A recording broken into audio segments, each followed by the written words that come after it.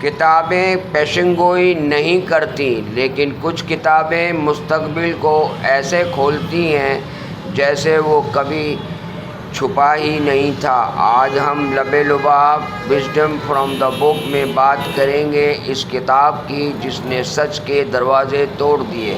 اس کا نام تھا 1984، مگر یہ دی لاسٹ مین ان یورپ کے نام سے شروع ہوئی تھی۔ ایک ہی کتاب، تین مختلف نام اور دنیا کا سب سے خطرناک خیال، بگ برادر۔ جارج آرویل ایک ایسا آدمی جس نے انسانی آزادی کا جنازہ اس سے پہلے لکھ دیا جب دنیا نے اسے جنازہ سمجھا ہی نہیں تھا۔ 1948 میں دوسری جنگ عظیم کی تباہی کے فوراً بعد وہ ایک جزیرے میں بیٹھا ٹی بی کے مرض میں مبتلا دن رات ٹائپ کرتا رہا۔ وہ سمجھ گیا تھا کہ مستقبل کی جنگیں توپ اور ٹینک سے نہیں ہوں گی مگر سچ پر قبضے سے لڑی جائیں گی۔ اس لیے وہ کتاب لکھتے لکھتے اس کا نام رکھتا ہے the last man in Europe, یعنی یورپ کا آخری آزاد انسان۔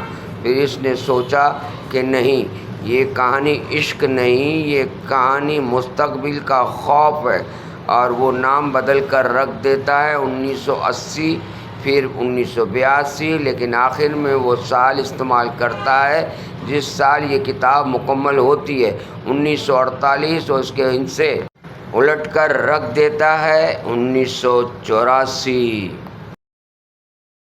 1984 میں دنیا 3 سپر ریاستوں میں بٹ چکی، اوشیانیا، ایوراسیا، ایسٹ ایشیا۔ لیکن اصل طاقت سرحدوں میں نہیں، اصل طاقت ذہن پر قبضے میں ہے۔ اوشیانیا کہ یہ ہے جہاں ہمارا مرکزی کردار وٹسن اسمتھ، ہر گلی میں، ہر گھر میں، ہر کمرے میں ایک چہرہ، دی ٹیلی اسکرین، جو صرف دکھاتا نہیں، سنتا بھی ہے اور ریکارڈ بھی کرتا ہے۔ یہ وہ دنیا ہے جہاں war is peace, freedom is slavery, ignorance is strength, اور سب کے اوپر ایک دھندلا سا چہرہ، Big Brother is watching you. Winston ایک عام آدمی ہے مگر اس کا کام عام نہیں۔